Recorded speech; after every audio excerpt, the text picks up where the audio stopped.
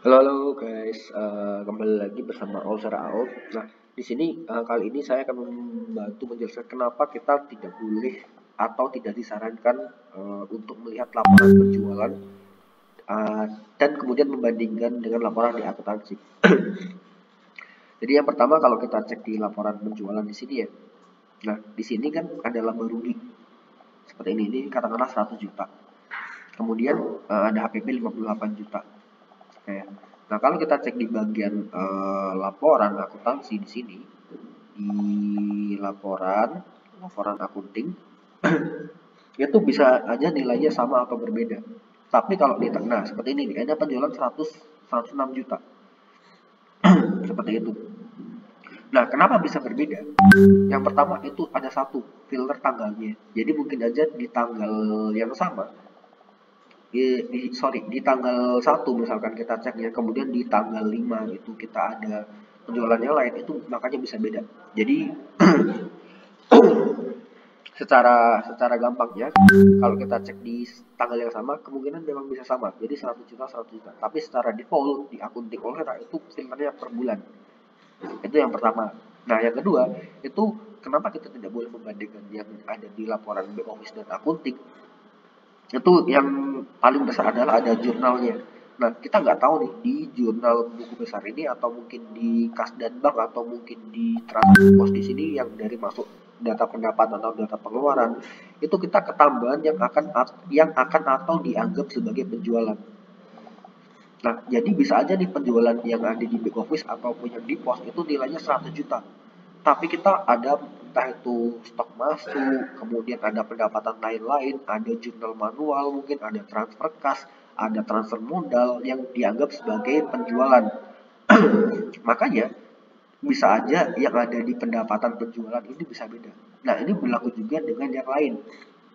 Kalau misalkan di HPP-nya itu di back office katakanlah 1 juta, bisa aja yang ada di akuntansi itu lebih atau kurang. Kenapa? Karena kita nggak tahu, kembali lagi nih, kita nggak tahu yang kita masukkan ke akunting itu apa aja. Karena sekali lagi kita bisa mau taati yang ada di HPP di sini. Contoh nih, ini 61 juta. Ini kalau mau saya rubah sebagai uh, mana nih, stok keluar, stok masuk deh. Stok masuk ada nggak ya di sini? Saya cek dulu. Nah, ini kalau mau saya masukkan sebagai pembelian itu bisa juga. Nah, ini masuk ke kas itu bisa. Nah, ini akan mengaruh ke kas saya. Nah, atau mungkin kalau kita stok keluar ini kita anggap sebagai penjualan itu bisa juga. Nah, ini penjualan kita masuk ke bank, kemudian ini masuk ke uh, harga pokok penjualan. Nah, ini bisa juga nih. Seperti ini. Kita coba cek di sini ada nggak ya?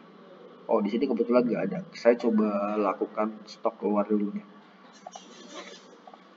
Inventory, stok keluar, saya tambah, transfer ke toko. Oh, sorry. Tambah stok keluar, saya tambah.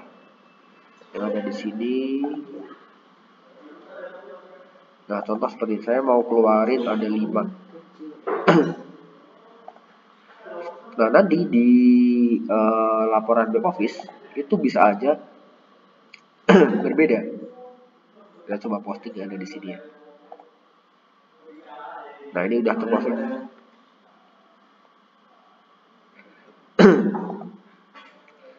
Nah, kita coba cek ya. Nah, HPP-nya udah berubah jadi 480, 61, 480. Nah, seperti itu. Nah, ini ada penjualan belum terposting juga, kita posting. Oh, ini memang belum payment ya. Nah, kalau kita coba batal posting, pasti akan berbeda lagi nih hasilnya. Nah, 400 ribunya hilang kan. Kalau kita posting lagi,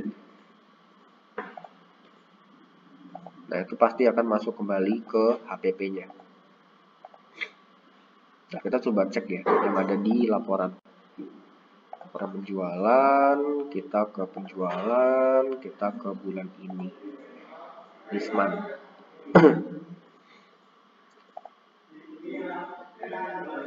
Cek ya. Nah, beda kan? Karena ya betul seperti yang saya katakan tadi, ini bisa beda karena HPP yang ada di sini itu pure karena penjualan aja. Nah, yang ada di backup, yang ada di akuntansi, itu kita nggak tahu yang merubahnya apa. Jadi seperti yang saya katakan tadi, kenapa tidak disarankan untuk laporan laporan laba rugi di back office dengan yang ada di akunting?